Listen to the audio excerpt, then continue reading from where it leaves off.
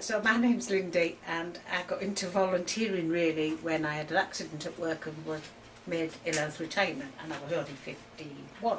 So I thought, sat at home, felt sorry for myself at first, then thought, oh come on, get out, do something.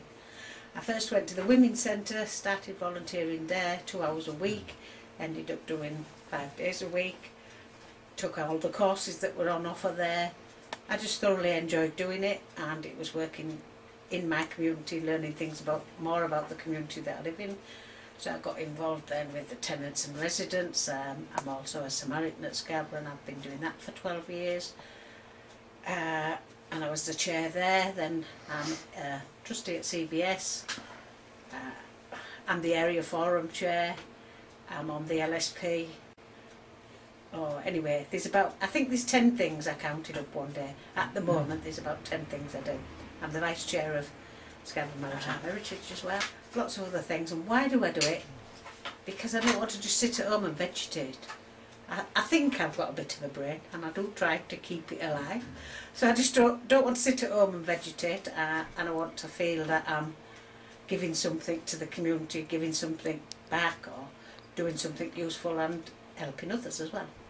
We have a historian, a voluntary historian who's an MBE, does all this for us, sends all reference books of all different things, maritime.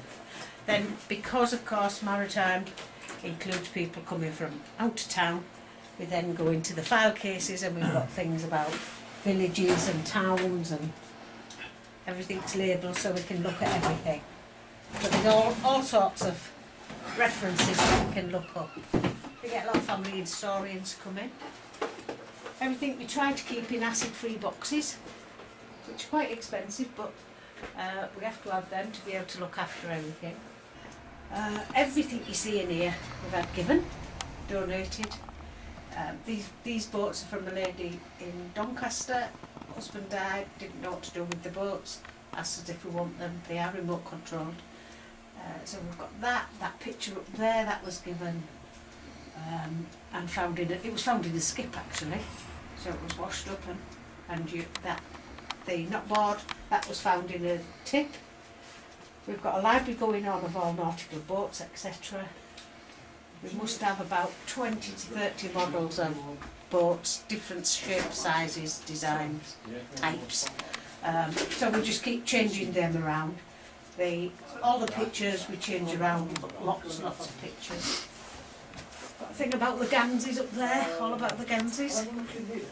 The different designs you can get. Each port, the idea was, or the folklore, the stories that hand down is, each port has its own design. If a body was brought in to a certain town, he would be recognised by his Gansey and go to the right town for identification. That, a bit disgusting story that goes with that, actually brought in last week when they realised we were doing this. It was found in the skip outside the Grand Hotel. Lifeboat crew presented it to the Grand Hotel because they'd been donating to them, and they'd just thrown it away. We have a list here of all the ports, so we know what boats are what and where they're from. But they're not just fishing boats. We do have there's all sorts of different types of boats when we've gone through this album. We are insured, so we always show our volunteers that we are insured for volunteers and people that come in. So we're fully insured as we are now a company limited by guarantee. And we are looking to go for charitable status, but it's quite a big thick form that we have to go through.